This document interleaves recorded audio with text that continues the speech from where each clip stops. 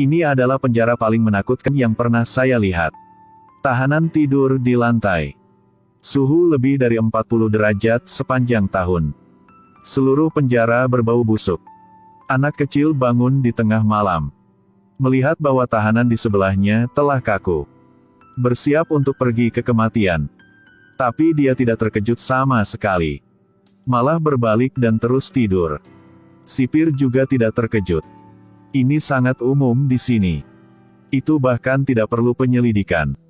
Bungkus mayat dan bawa pergi. Pria itu baru saja masuk penjara belum lama ini. Adalah satu-satunya orang kulit putih di penjara. Dia sangat berhati-hati. Tapi akan selalu ada orang kulit hitam yang datang untuk memprovokasinya. Melihat kelompok mereka di sini, dia hanya bisa menahan amarahnya dan membiarkan mereka pergi. Para tahanan mendengar bahwa dia dulunya adalah seorang petinju. Hanya bercanda, biar dia menunjukkan bakatnya. Pria kulit putih melihat orang-orang ini, penuh dengan tato. Mereka tampaknya sosiopat. Tentu saja dia tidak ingin menjadi musuh mereka. Lakukan push up dengan jujur. Dan selalu ada seseorang di belakangnya. Dia masih harus melakukan ini. Lakukan push up lebih dari 800 kali selama 1 jam. Herami biarkan saja dia pergi. Tetapi seorang pria tanpa bakat akan sengsara. Herami memegang shower gel. Mereka bergiliran menggosoknya. Pria kulit putih yang melihat semua ini menggigil dan ketakutan. Hari berikutnya dia dipermalukan. Bunuh diri dengan cara digantung. Herami memperingatkannya untuk tidak mengatakan hal-hal yang tidak seharusnya dia katakan. Jika tidak dia akan menjadi yang berikutnya. Hari ini, pria kulit putih ingin pergi ke rumah sakit untuk minum obat penghilang rasa sakit. Pereda nyeri disediakan gratis. Menghadapi diskriminasi dan ketidakadilan seperti itu, dia tidak tahan. Dia bergegas masuk dan memukul 2 lainnya. Mereka bergegas satu sama lain seperti serigala. Dia menggigit leher pria berbaju hitam itu. Sekarang dia seperti binatang buas. Dia terlihat sangat galak. Dia berteriak dengan mulut penuh darah. Tapi segera dia ditangkap oleh sipir. Pasti itulah hukuman baru. Lalu dia dikurung di ruangan gelap. Bulan depan dia bisa keluar kamar. Untuk bertahan hidup di sini, dia hanya bisa berteman dengan orang-orang bertato ini. Tapi dia tahu dengan jelas, ini bukan kehidupan yang dia inginkan. Satu orang melepas kipas langit-langit malam ini. Jadi orang-orang ini ingin menggunakan kipas daun. Alarm penjara akan segera berbunyi. Para tahanan dipanggil untuk pertemuan darurat. Alasannya adalah 3 penjaga penjara terbunuh. Sipir memeriksa setiap orang. Tapi segera polisi menemukan baunya. Berhenti di depannya. Seseorang melemparkan kemeja itu padanya. Ingin dia memakainya. Dia segera memakai bajunya. Berkata ini bukan tersangka. Untungnya, sipir tahu benar dan salah. Tangkap si bos tato pergi. Dia akan dipukuli sampai mati sebagai hukuman. Lalu pria yang berkulit putih pergi. Ini tidak akan lebih baik untuknya di masa depan. Para penjaga menemukannya hari ini. Berinya sebungkus bubuk putih. Tapi memaksanya membunuh 2 tahanan. Dia hampir menjadi gila. Karena dia mendambakan opium, dia bersembunyi di sudut dan menghirup. Kemudian dia menemukan 2 tahanan. Satu orang sedang memasak di dapur. Dia menendang orang itu seperti orang gila. Pegang kepalanya dan pukul dia tanpa henti. Tendangan kaki besar terus-menerus. Tidak bisa berhenti. Dia benar-benar kehilangan akal. Meninju orang itu seperti karung pasir. Orang itu tidak bergerak lagi. Lebih dari 800 pukulan berturut-turut. Pria itu bangun setelah kejadian itu. Dia menyesali apa yang dia lakukan. Jadi saat tidur di malam hari, dia mengeluarkan pisau. Berniat untuk menghancurkan diri sendiri. Tapi tak lama kemudian, narapidana di sampingnya menemukan dan dia diselamatkan. Dia tidak takut mati. Putuskan untuk tidak mengecewakan diri sendiri lagi. Jadi geng itu masuk penjara. Meminta untuk belajar darinya. Dia ingin melepaskan kebiasaan kekerasan itu. Dia tak berdaya pergi ke toko serba ada. Anggap ini sebagai batu loncatan untuk perubahan. Pelatih melihat bahwa dia sangat berbakat. Jadi berjanji padanya untuk bergabung dengan tim. Biar dia tinggal di sini dan berlatih. Dia juga mengatur untuk petinju profesional.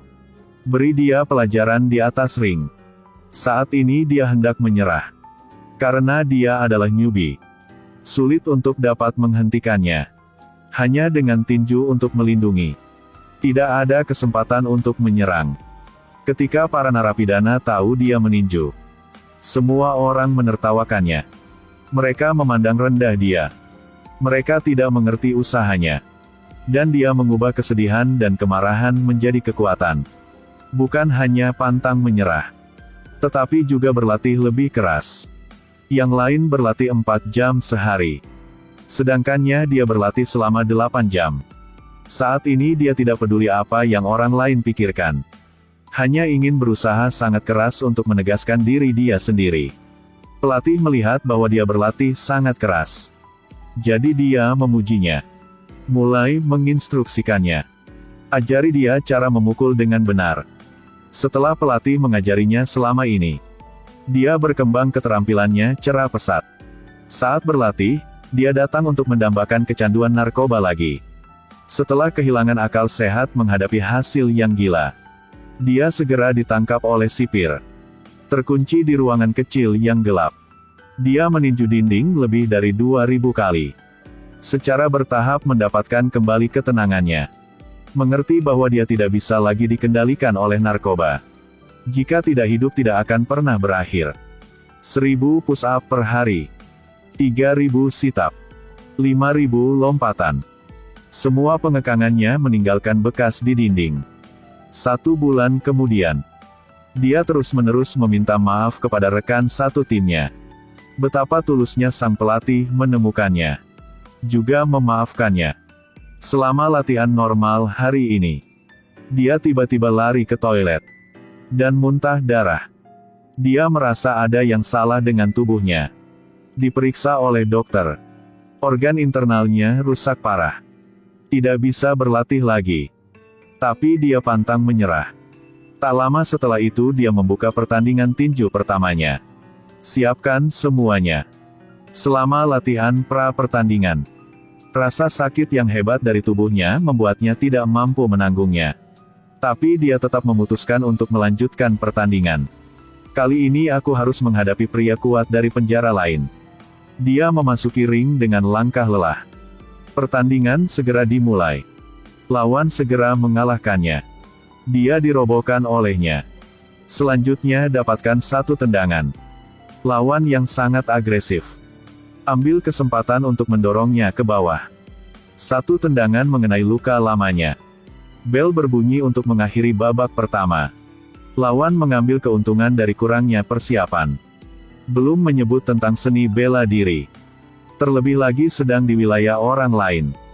Wasit tidak mengeluarkan kartu kuning. Tubuh pria itu sangat kesakitan sehingga hampir mati. Tapi dia bertahan dan bangkit. Dengan kondisi fisik seperti itu, hanya bisa bertahan dan menghindar di babak kedua. Lindungi dirinya sendiri. Dia sedang menunggu kesempatan. Kesempatan untuk menjatuhkan lawan. Lawan terus menyerang. Dia ingin melelahkan lawannya. Dia mulai memperhatikan waktunya. Berbalik dan meninju pukulan yang menentukan. Langsung mengalahkan lawan. Ia memenangkan. Penonton berteriak hebat. Perasaan meledak dalam dirinya. Lihat lawan yang tidak sadar. Dia juga tidak dapat tahan lagi. Tiba-tiba muntah darah. Darah mengalir di arena. Untungnya, dia dirawat tepat waktu. Hidupnya keluar dari bahaya. Dia keluar dari kamar rumah sakit. Tidak ada sipir. Ini adalah kesempatan bagus untuk melarikan diri. Dengan bangga berjalan keluar dari rumah sakit. Lalu berjalan di jalan. Perasaan ini layak untuk dijalani. Apakah dia ingin menjalani rahasia di kehidupan dia selanjutnya? Jadi dia kembali ke rumah sakit.